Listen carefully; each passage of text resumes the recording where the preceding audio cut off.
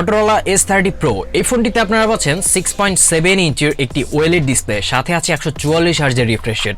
Processor সেকশনে পাচ্ছেন Qualcomm Snapdragon 8 Gen 1 5G processor, 50 মেগাপিক্সেলের মেইন ক্যামেরা যেটা দিয়ে আপনারা 8K রেকর্ডিং এর সুবিধাটা পাচ্ছেন, সাথে আছে 4800 mAh এর বিগ ব্যাটারি এবং এই ব্যাটারিকে চার্জ করার জন্য কিন্তু বক্সে দিয়ে দেওয়া হয়েছে 68 ওয়াটের ফাস্ট চার্জার।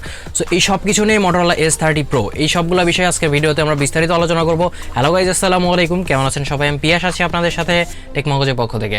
সো আজকে হাজির হয়ে গেলাম আপনাদের সামনে Motorola Edge Pro স্মার্টফোনটিকে নিয়ে। সো এই স্মার্টফোনটি ইন্ডিয়াতে লঞ্চ করা হয়েছে এবং ইন্ডিয়ার বাজারে এটা একটা ভেরিয়েন্টই পাওয়া যাবে, 8128GB ভেরিয়েন্ট। সো এই ভেরিয়েন্টের প্রাইস রাখা হয়েছে ইন্ডিয়াতে 49,999 টাকা, মানে 50,000 টাকা। সো এই ফোনটি আমাদের বাংলাদেশে মেবি আনঅফিশিয়ালি কিছুদিনের মধ্যে আপনারা পেয়ে যাবেন। সো বাংলাদেশে আসলে প্রাইসটা কেমন হতে পারে এবং বাংলাদেশে কবে নাগাদ আসবে সবগুলো বিষয়ে ভিডিওর ভিতরে আমরা বিস্তারিত আলোচনা করব। সো চ্যানেলে যারা নতুন আছেন প্লিজ চ্যানেলটি সাবস্ক্রাইব করে নিন, কারণ আমাদের চ্যানেলে অ্যাকচুয়ালি প্রতিদিনই স্মার্টফোনের রিভিউ আপলোড হয়ে থাকে। সো আর কথা না বাড়িয়ে চলুন শুরু করি ভিডিওটি।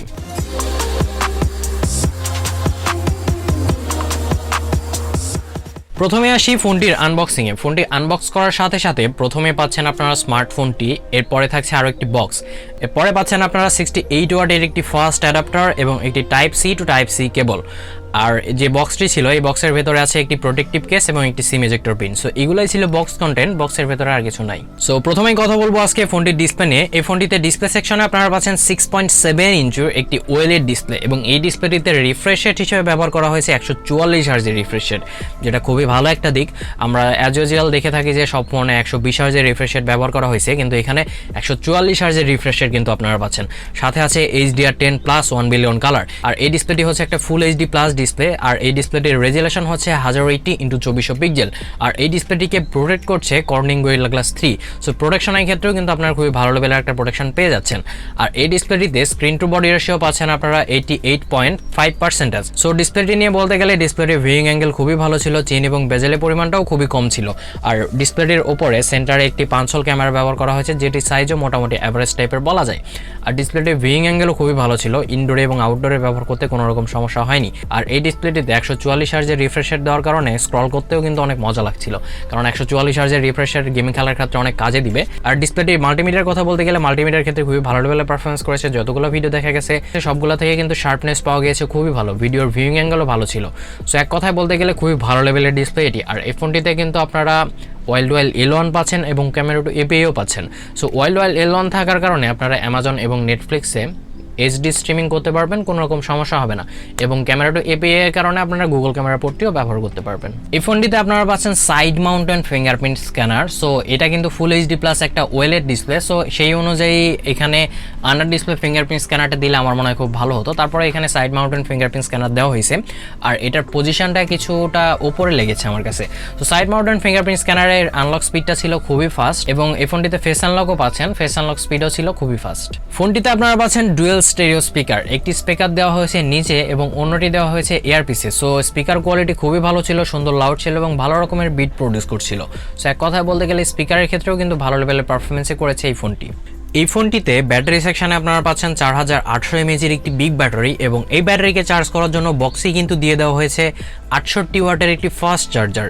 সো এই চার্জারটি দিয়ে আপনারা আপনাদের ফোনকে 0 থেকে 100% করতে পারবেন মাত্র 35 মিনিটে এবং এই ব্যাটারি থেকে কিন্তু খুবই ভালো লেভেলের একটা ব্যাটারি ব্যাকআপে আপনারা পাবেন, কারণ এখানে যে প্রসেসরটি ব্যবহার করা হয়েছে সেটা হচ্ছে 4 ন্যানোমিটারের প্রসেসর, যেটা খুবই ব্যাটারি এফিশিয়েন্ট।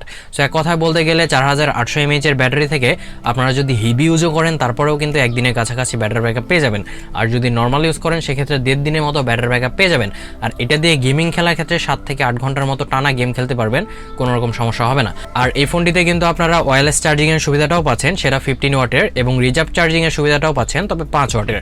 তবে 5 ওয়াট দিছে, এটা একটা খুবই ভালো একটা দিক। এই ফোনটিতে প্রসেসর সেকশনে আপনারা পাচ্ছেন Qualcomm Snapdragon 8 Gen 1 একটি প্রসেসর, যেটা 4 ন্যানোমিটারের এবং 3 GHz এর। আর জিপিইউ সেকশনে আপনারা পাচ্ছেন Adreno 730। সো প্রসেসরটা খুবই ভালো লেভেলের একটা প্রসেসর এবং লেটেস্ট একটা প্রসেসর। সো এই প্রসেসর নিয়ে আলাদাভাবে বলার কিছু নাই, আমরা যতগুলা মানে এই প্রসেসরে অনেকগুলো ফোনের রিভিউ করেছি আমাদের চ্যানেলে। সো এই প্রসেসরটা খুবই ভালো একটা প্রসেসর ছিল, এটা একটা 5G প্রসেসর। এই প্রসেসরটি দিয়ে আপনারা যতগুলো গেম আছে প্রায় সবগুলোই খেলতে পারবেন, খুব স্মুথলি খেলতে পারবেন, আলট্রা গ্রাফিক্স এবং আলট্রা ফ্রেম রেটে খেলতে পারবেন খুব স্মুথলি, কোনো রকম ল্যাগিং এর দেখা কিন্তু আপনারা দেখতে পাবেন না। আর এই ফোনটিতে হিটিং ইস্যুর কথা বলতে গেলে প্রায় 40 বা 42 ডিগ্রির মধ্যে টেম্পারেচার থাকছিল, অতটা হিটিং ইস্যু বলা যাবে না। আর যতগুলো গেম আছে সবগুলোই খেলতে পারবেন, কোনো রকম সমস্যা হবে না। আর এই ফোনটির সাথে এই প্রসেসরটা খুবই ভালো লেভেলের পারফরমেন্স করছিল, এই কারণে আমরা অ্যান্ড্রয়েড স্কোর পেয়েছি প্রায় 9,14,000-এর মতো, যেটা আমার কাছে মোটামুটি ভালোই লেগেছে। অন্যান্য ফোনে দেখেছি যে এর প্রসেসরে প্রায় 10 লাখের মতো অ্যান্ড্রয়েড স্কোর পেয়েছি আমরা, কিন্তু এটাতে কিছুটা কম পেয়েছি ওই তুলনায়। এই ফোনটিতে র্যাম সেকশনে আপনারা পাচ্ছেন LPDDR5 র্যাম এবং স্টোরেজ টাইপে আপনারা পাচ্ছেন UFS 3.1। কানেক্টিভিটি সেকশনে এই ফোনটিতে আপনারা পাচ্ছেন ডুয়েল 5G, আর এই 5G কিন্তু 13টা ব্যান্ড সাপোর্ট করে, মানে এই ফোনটির 5G 13টা ব্যান্ড সাপোর্ট করে। ডুয়েল 4G ভোল্ট পাচ্ছেন, ওয়াইফাই কলিং পাচ্ছেন, ওয়াইফাই 6E পাচ্ছেন, ব্লুটুথ 5.2 আছে এবং NFC-ও আছে। FM রেডিওর কোনো সাপোর্ট পাচ্ছেন না এবং এই ফোনটিতে কোনো রকম 3.5mm হেডফোন জ্যাক কিন্তু নাই। আর এই ফোনটিতে USB-C যে পোর্টটা দেওয়া হয়েছে এটা কিন্তু 3.1। সো পারফরমেন্সটা এটা থেকে খুবই ভালো লেভেলেরই পাবেন আপনারা। এই ফোনটি রান করছে অ্যান্ড্রয়েড 12-এর সাথে এবং সাথে আছে MyUX। অ্যাকচুয়ালি এটা স্টক অ্যান্ড্রয়েড বলা যায়, সো এটারই একটা নতুন নাম দেওয়া হয়েছে MyUX। সো গুগলের যে স্টক অ্যান্ড্রয়েডটা এটার নামই হচ্ছে MyUX। সো ইউআই এর পারফরমেন্স ছিল খুবই ভালো, কোনো রকম ল্যাগ নাই, খুবই বাগস ফ্রি। আর অ্যাপ ওপেনিং ক্লোজিং থেকে শুরু করে হেভি ইউজ, নর্মাল ইউজ, কোনো রকম ল্যাগিং এর দেখাই কিন্তু আপনারা দেখতে পাবেন। এটা অ্যাকচুয়ালি স্টক অ্যান্ড্রয়েড। সো পারফরমেন্সটা কিন্তু ছিল খুবই ভালো। এখানে ইউজলেস কোনো অ্যাপস নাই, যতগুলো আছে প্রায় গুগলের অ্যাপসই বলা যায়। 2-1টা থাকতে পারে, তবে সেটা আনইনস্টল করে নিতে পারবেন, কোনো রকম সমস্যা হবে না। আর এই ফোনটিতে আপনারা 3 বছরের সিকিউরিটি আপডেট পাবেন এবং অ্যান্ড্রয়েড 13 এবং 14 পর্যন্ত আপডেট পেয়ে যাবেন এই ফোনটিতে আপনারা। ফোনটির লুকস এবং ডিজাইনের কথা বলতে গেলে এই ফোনটার লুকটা কিন্তু সত্যিই খুবই অসাধারণ লেগেছে আমার কাছে। এই ফোনটার লুকটা যে অ্যাকচুয়ালি পেছনে ব্যাক পার্টের যে ডিজাইনটা এটা অ্যাকচুয়ালি গ্রেডিয়েন্ট টাইপের ডিজাইন দেওয়া হয়েছে। আর পেছনে যে ব্যাক পার্টটি এটা হচ্ছে কর্নিং গোরিলা গ্লাস 5। আর ফোনটির বডিটি দেওয়া হয়েছে প্লাস্টিক ফ্রেমের, বডিতে কিন্তু কোনো রকম অ্যালুমিনিয়াম ফ্রেম পাচ্ছেন না আপনারা। আর এই ফোনটির থিকনেস হচ্ছে 8.8mm এবং এই ফোনটির ওজন হচ্ছে 196 গ্রাম। সো কিছুটা মোটা হলেও ফোনটা ততটা ভারী না, 200 গ্রামের নিচেই কিন্তু ওজনটা আছে। সো এদিক থেকে কিন্তু এই ফোনটা ডিজাইনে খুবই ভালো লেভেলের একটা পারফরমেন্স করেছে। আর এই ফোনটিতে কিন্তু আপনারা IP52 ওয়াটার রিপ্লেসমেন্ট ডিজাইন পাচ্ছেন, মানে হালকা পাতলা বৃষ্টি পানিতে ভিজলেও কোনো রকম সমস্যা হবে না, তবে ময়লা থেকে সাবধান, আর বেশি পানিতে ভেজানোর কোনো দরকার নাই। আর এই ফোনটি মোট আপনারা 2টা কালারে মার্কেটে অ্যাভেলেবেল পাবেন, কসমস ব্লু এবং স্টারডাস্ট হোয়াইট। সো 2টা কালারই খুবই সুন্দর। আর এই ফোনটির যে ক্যামেরা লেআউটটাও খুবই সুন্দর, অ্যাকচুয়ালি রাউন্ড টাইপের ডিজাইন দেওয়া হয়েছে। আর ক্যামেরা বামটা অতটা ছিল না, যতটা ছিল স্বাভাবিকই বলা যায়। বাটন এবং পোর্টসের কথা বলতে গেলে এই ফোনটিতে নিচে পাচ্ছেন আপনারা একটি সিম ট্রে, একটি টাইপ-সি পোর্ট, মেইন মাইক্রোফোন এবং একটি মেইন স্পিকার। ফোনটির উপরে পাচ্ছেন একটি সেকেন্ডারি নয়েজ ক্যান্সেলেশন মাইক্রোফোন। ফোনটির লেফট সাইডে কিচ্ছু দেওয়া হয় নাই, ফোনটির রাইট সাইডে পাচ্ছেন একটি পাওয়ার বাটন। আর পাওয়ার বাটনের উপরে অ্যাকচুয়ালি ফিঙ্গারপ্রিন্ট স্ক্যানারটি দিয়ে দেওয়া হয়েছে, যেটাকে সাইড মাউন্টেন ফিঙ্গারপ্রিন্ট স্ক্যানার বলা হয়, এবং তার উপরে পাচ্ছেন একটি volume up and down button. আর ফোনটিতে যে সিম ট্রেটি ব্যবহার করা হয়েছে সেটা হচ্ছে ডুয়েল ন্যানো সিম ট্রে, মানে এখানে আপনারা জাস্ট 2টা ন্যানো সিম ব্যবহার করতে পারবেন, 2টাই কিন্তু 5G সিম ইউজ করতে পারবেন আপনারা। আর এখানে কোনো রকম মেমোরি কার্ড কিন্তু আপনারা ব্যবহার করতে পারতেছেন না। এবার আসি ফোনটির ক্যামেরা সেকশনে। এই ফোনটিতে ক্যামেরা সেকশনে ব্যবহার করা হয়েছে ট্রিপল ক্যামেরা সেটআপ রিয়ার সাইডে। মেইন ক্যামেরা হিসেবে পাচ্ছেন আপনারা 50 মেগাপিক্সেলের একটি ক্যামেরা যার অ্যাপারচার f1.8, 50 মেগাপিক্সেলের একটি আলট্রা ওয়াইড ক্যামেরা পাচ্ছেন যার অ্যাপারচার f2.2 এবং 2 মেগাপিক্সেলের একটি ডেপথ সেন্সর পাচ্ছেন যার অ্যাপারচার f2.4। আর ফোনটি যে সেলফি ক্যামেরা হিসেবে পাচ্ছেন 60 মেগাপিক্সেলের একটি ক্যামেরা যার অ্যাপারচার f2.2। আর ফোনটি যে মেইন রিয়ার ক্যামেরা 50 মেগাপিক্সেল, এটাতে আপনারা কিন্তু ওআইএস এর সুবিধাটাও পাচ্ছেন। আর ফোনটির রিয়ার ক্যামেরা দিয়ে আপনারা 8K তে 24 fps এ ভিডিও রেকর্ড করতে পারবেন এবং 4K তে 30-60 fps এ ভিডিও রেকর্ড করতে পারবেন। আর ফোনটির সেলফি ক্যামেরা দিয়েও কিন্তু আপনারা 4K তে 30 fps এ ভিডিও রেকর্ড করতে পারবেন। সো 4K এবং 8K রেকর্ডিং এর সুবিধা কিন্তু আপনারা পেয়ে যাচ্ছেন। 8K রেকর্ডিংটা শুধু পাচ্ছেন রিয়ার সাইডে, আর 4K তে পাচ্ছেন, আর 4K কিন্তু সেলফিতেও এবং রিয়ার সাইডে 2টাতেই পাচ্ছেন। ছবির কোয়ালিটি খুবই ভালো ছিল আর ভিডিওর কোয়ালিটিও খুবই ভালো ছিল, যেহেতু এখানে ওআইএস আছে প্লাস ইআইএসও আছে, সবগুলো মিলায় কিন্তু ছবির কোয়ালিটি খুবই ভালো ছিল, ভিডিও ছিল খুবই স্টেবল।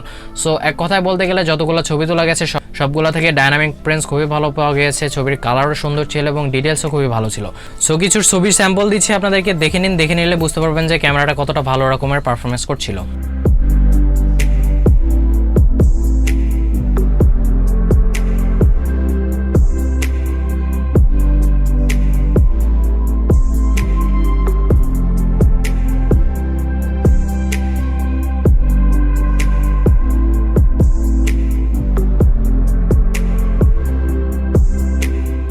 সো শেষ কথায় বলতে গেলে অ্যাকচুয়ালি এই ফোনটা প্রাইস অনুযায়ী আমার কাছে মোটামুটি ঠিকঠাক মনে হয়েছে। এখানে কিছু কিছু খারাপ দিক আছে, আবার কিছু কিছু ভালো দিকও রয়েছে। এখানে যে ডিজাইনটা অ্যাকচুয়ালি মোটরোলা অন্যান্য স্মার্টফোনের মতোই হয়ে গেছে আমার মনে হয়। অ্যাকচুয়ালি ডিজাইনটা একটু চেঞ্জ আনা দরকার। আর এখানে কোনো রকম 3.5 মিলিমিটার ইয়ারফোন জ্যাক নাই। আর ফোনটার ভালো দিকের কথা বলতে গেলে এখানে একটা 6.7 ইঞ্চের ওয়েলেড ডিসপ্লে পাচ্ছেন আপনারা, সাথে আছে 144 হার্জের রিফ্রেশ রেট। সো এটা খুবই ভালো একটা দিক। ডিজাইনটাও মোটামুটি খুবই সুন্দর। 50 মেগাপিক্সেলের মেইন ক্যামেরা পাচ্ছেন, সাথে আছে Qualcomm Snapdragon 8 Gen 1 processor, 4800 mAh এর ব্যাটারিও পাচ্ছেন। সো সব দিক বিবেচনায় এই প্রাইসে আমার মনে হয় এই ফোনটা আপনাদের জন্য একটা বেস্ট ডিল হবে। সো এই ছিল এই ফোনটির রিভিউটি কেমন লাগলো জানাবেন আমাদেরকে। রিভিউটি যদি ভালো লেগে থাকে তাহলে আমাদের চ্যানেলটিতে প্লিজ সাবস্ক্রাইব করে নেবেন এবং আমাদের চ্যানেলের সাথেই থাকবেন। ধন্যবাদ সবাইকে।